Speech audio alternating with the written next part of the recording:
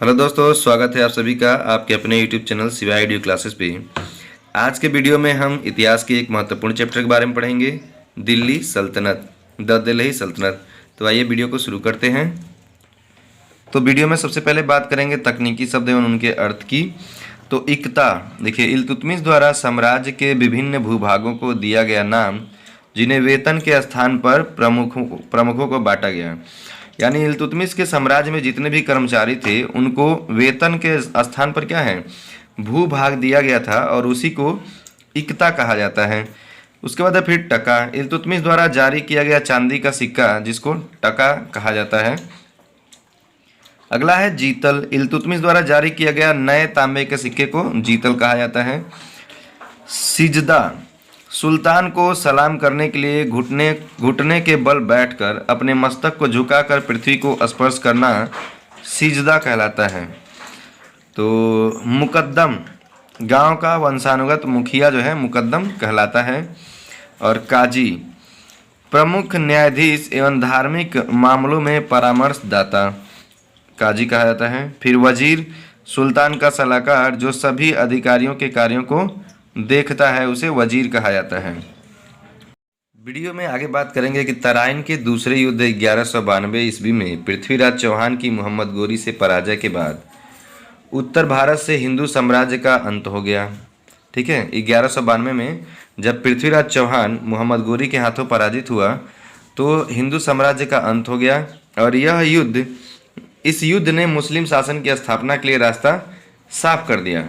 1194 ईस्वी में मोहम्मद गोरी ने कन्नौज के राजा को भी परास्त कर दिया। इस युद्ध के पश्चात गौरी का साम्राज्य पश्चिम में अफगानिस्तान से पूर्व में वाराणसी तक विस्तृत हो गया। यानी इस युद्ध के पश्चात गौरी का जो साम्राज्य है पश्चिम में अफगानिस्तान तक हुआ और पूर्व में वाराणसी तक विस्तृत हो गया। गौरी ने अपने द्वारा विजित प्रदेशों का गवर्नर कुतुबुद्दीन ऐबक को बनाया और फिर मोहम्मद गोरी अपने देश को वापस चला गया। 1206 ईस्वी में मोहम्मद गोरी की हत्या हो जाने के बाद कुतुबुद्दीन ऐबक ने अपने आप को स्वतंत्र शासक घोषित कर दिया और कुतुबुद्दीन ऐबक ने भारत में गुलाम वंश की स्थापना की। तो इसमें एक भी इम्पॉर्टेंट पॉइंट है कि कुतुबुद्दीन ऐबक ने भारत में गुलाम वंश की स्थापना की और इस वंश के सभी शासक या तो गुलाम की संतान थे या अपने प्रारंभिक जीवन में किसी के गुलाम रहे। उसके बाद बात करेंगे कि तुर्की मूल के 5 वंशों ने सन 1206 से 1226 ईस्वी के बीच भारत में शासन किया और ये क्रमशः दास यानी गुलाम वंश, खिलजी वंश, तुगलक वंश, सैयद वंश और लोधी वंश। भारतीय इतिहास में इसी काल को सल्तनत काल कहा जाता है। उसके बाद बात करेंगे गुलाम वंश। गुलाम वंश 1206 से 1290 ईस्वी तक ये रहा।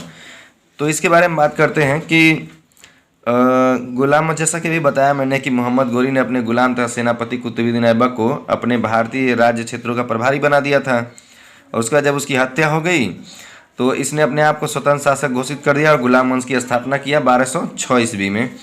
फिर इस वंश के सुल्तानों को मामलुक भी कहा जाता है। कुतुबुद्दीन ऐबक इस वंश का संस्थापक था। गौरी की मृत्यु के पश्चात उसने एक स्वतंत्र राज्य की स्थापना की। वह एक महान भवन निर्माता था। दिल्ली में कुव्वत उल इस्लाम मस्जिद और अजमेर में 2.5 दिन का झोपड़ा कुतुबुद्दीन ऐबक द्वारा निर्मित है।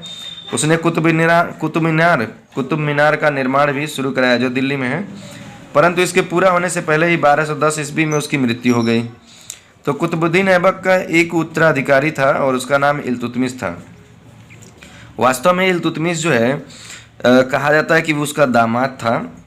ठीक है, उसने अपने शत्रुओं के खिलाफ शक्तिशाली तुर्क प्रमुखों का एक गुट बनाया और इसे चालीसा नाम दिया। उसने साम्राज्य के अनेक भागों से विभक्त किया और जो साम्राज्य उसका था उसके अनेक भागों में विभक्त किया, बांट दिया और प्रत्येक भाग को इक्ता नाम दिया और इन इक्तों को उसने प्रमुखों को वेतन की जगह बांटा। उसने टका चांदी का सिक्का, जीतल तांबे का सिक्का नाम से मुद्राएं भी चलाई।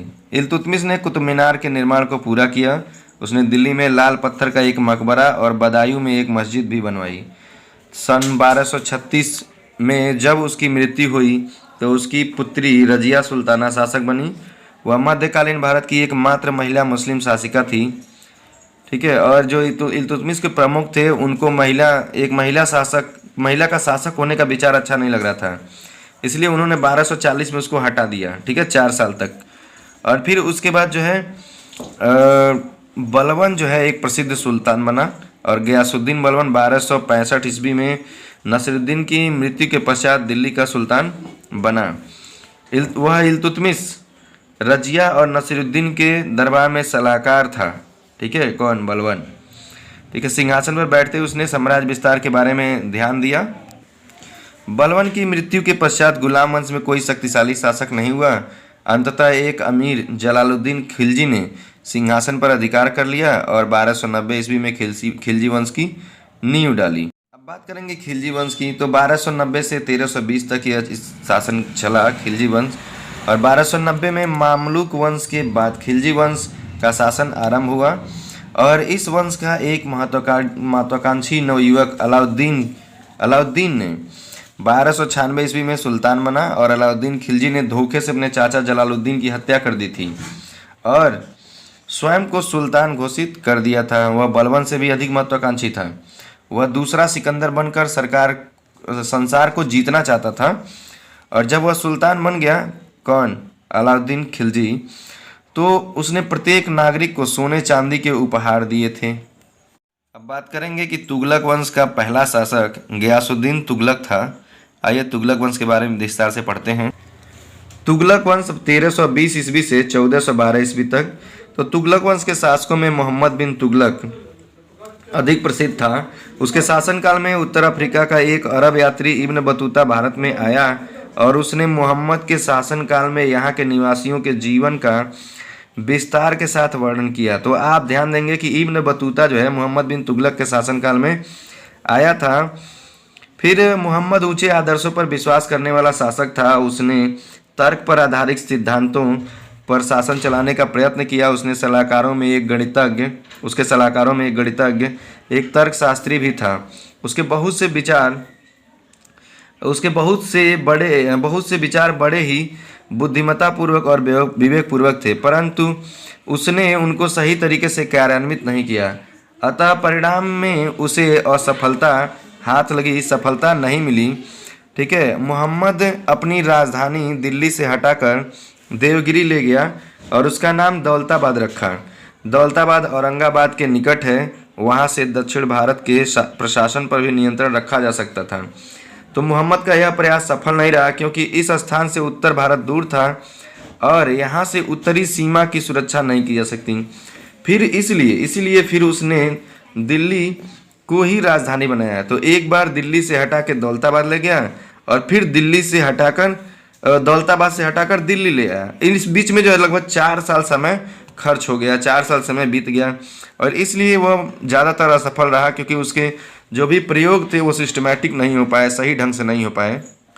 अब एक और प्रयोग की बात करते हैं कि उसने पीतल और तांबे के सांकेतिक सिक्के चलाए, जिसको राजकोष में देकर बदले में सोने और चांदी के सिक्के प्राप्त किए जा सकते थे। अब मोहम्मद की यह योजना भी असफल रही, क्योंकि राज्य के अलावा बहुत से लोग ऐसे सिक्के बनाने लगे, जिससे अर्थव्यवस्था पर सुल्तान का कोई नियंत्रण नहीं रहा। अंततः सांकेतिक सिक्कों का प्रचलन भी बंद करना पड़ा। दुर्भाग्य से मोहम्मद को अपनी सभी नीतियों और योजनाओं में असफलता मिली, और उससे राज्य की जनता ही नहीं, उलेमा और सरदार भी असंतुष्ट हो गए। अब मोहम्मद के बाद उसका चचेरा भाई फिरोज शाह 1351 से 1388 तक गद्दी पर बैठा। अब बात करेंगे कि फिरोज शाह को अपनी प्रजा की भलाई का बड़ा ध्यान था। उसने सिंचाई के लिए नहरें बनवाई। यमुना नहर इसी में से एक है। उसने फिरोजपुर, फिरोजाबाद और हिसार फिरोजा आदि नए नगर बसाए तथा शिक्षण संस्थाओं और अस्पतालों की संख्या में वृद्धि की। उसने संस्कृत की अनेक पुस्तकों, जिनमें धर्म और दर्शन की भी पुस्तकें थीं, अरबी और फारसी में अनुवाद करवाया। फिरोज की मृत्यु के बाद उसके उत्तराधिकारियों में गृह युद्ध आरंभ हो गया, और फिर सन 1398 में तुर्क सरदार तैमूर ने, जिसे तैमूर लंग भी कहा जाता है, भारत पर आक्रमण कर दिया। ठीक है, और भारत को लूटा। नेक्स्ट पॉइंट है सैयद वंश और लोदी वंश। तो 1414 ईस्वी से 1526 ईस्वी तक ये चला था। तो देखिए बात करेंगे सन 1413 में तुगलक वंश का अंत हो गया और एक स्थानीय शासक ने दिल्ली पर अधिकार कर लिया और उसका नाम था खिज्र खां और उसी ने सैयद वंश की स्थापना की। ठीक है, उसके बाद बात करेंगे कि बहलोल लोदी ने 1451 ईस्वी में लोदी वंश की स्थापना की।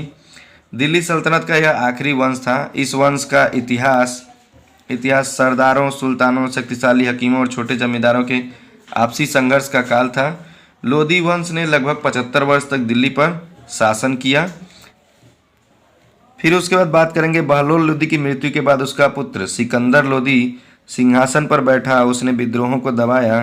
1504 ईस्वी में उसने आगरा नगर की नींव डाली और अपना निवास भी दिल्ली से आगरा को बनाया। उसने अनेक हिंदू मंदिरों का विनाश किया, उसके स्थान पर मस्जिदें बनवाई। सिकंदर लोदी की मृत्यु के पश्चात उसका पुत्र इब्राहिम लोदी दिल्ली का सुल्तान बना। ऐसा कहा जाता है कि मेवाड़ का शासक राणा सांगा और इब्राहिम लोदी के बीच एक युद्ध हुआ जिसमें लोदी को हार का सामना करना पड़ा और इब्राहिम लोदी 1526 ईस्वी में पानीपत के प्रथम युद्ध में बाबर के हाथों मारा गया और इस प्रकार दिल्ली सल्तनत का अंत हो गया। और वहीं से जब बाबर का शुरुआत होता है काल, तो वहीं से मुगल वंश की शुरुआत भी होती है। उसके बाद अगला पॉइंट है सुल्तान की शासन प्रणाली। तो इसके बारे में सुल्तान की शासन प्रणाली का मुख्य संबंध भूमि कर लगान वसूलने तथा उसका हिसाब रखने से था। गांव के प्रशासन की प्रणाली में किसी भी प्रकार का परिवर्तन नहीं हुआ था।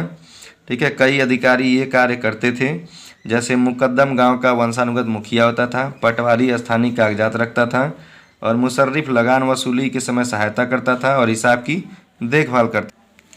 दरबार में ऐसे भी अधिकारी होते थे जो लगान का हिसाब रखते थे और इन अधिकारियों में वजीर और बख्शी सेना का एक अधिकारी है, ये सबसे प्रमुख थे।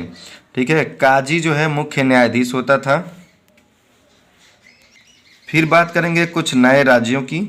जैसे जैसे सल्तनत की शक्ति कम होती गई, देश के विभिन्न भागों में बहुत से नए राज्य बनते गए। जैसे पश्चिमी भारत में मालवा और गुजरात राज्य थे। अहमदाबाद नगर की स्थापना करने वाले अहमद शाह ने गुजरात राज्य को शक्तिशाली बनाया। ठीक है, और सुंदर दुर्ग नगर माडू को बनाने वाले हुसंग शाह के शासनकाल में मालवा का राज्य महत्वपूर्ण हो गया। गुजरात और मालवा लगभग परस्पर एक दूसरे से युद्ध करते रहे, जिससे उनकी शक्ति नष्ट हो गई। राजपूतों के दो राज्य मेवाड़ और मारवाड़ भी आपस में युद्ध करते थे। मेवाड़ का राणा कुंभा बहुमुखी प्रतिभा वाला व्यक्ति था। वह अच्छा कवि और संगीतकार भी था। इसी समय के लगभग राजपूतों के जोधपुर और बीकानेर जैसे बहुत से राज्यों की स्थापना हुई। इसमें कुछ और इम्पोर्टेंट पॉइंट है जो मैं आपको बता देता हूँ। जैनुल आबेदीन कश्मीर का बड़ा ही लोकप्रिय शासक था। पूर्वी भारत में जौनपुर और बंगाल दो प्रमुख राज्य थे। जौनपुर पर सरकी वंश के लोगों का राज्य था और बंगाल पर विभिन्न वर्षों ने जो है शासन किया। फिर दक्षिण और सुदूर दक्षिण में बहमनी और विजयनगर राज्यों की स्थापना हुई। मोहम्मद बिन तुगलक के समय एक अधिकारी हसन गंगू ने बहमनी राज्य की नींव डाली। ठीक है, फिर उसके बाद इसमें बात करेंगे कि इस राज्य के दक्षिण में विजयनगर का राज्य था और हरिहर और बुक्का नाम के दो भाइयों ने इस राज्य की नींव डाली। उन्होंने होयसल के राज्य के क्षेत्र को विजय किया और सन 1336 में अपने को विजयनगर का स्वतंत्र शासक घोषित कर दिया। उन्होंने हस्तिनावती आधुनिक हम्पी को अपनी राजधानी बनाया। इसमें एक और विशेष बात बताते हैं कि गोलकुंडा क्षेत्र में हीरे की खानें थीं और विजयनगर के शासक गोलकुंडा को जीतना चाहते थे। इसमें मैं आपको दो चित्र दिखाता हूँ। ये विजय स्तंभ है और ये हम्पी का हाथी घर है। दोस्तों, वीडियो अच्छा लगा हो तो चैनल को सब्सक्राइब करें, वीडियो को लाइक करें और शेयर भी करें। धन्यवाद।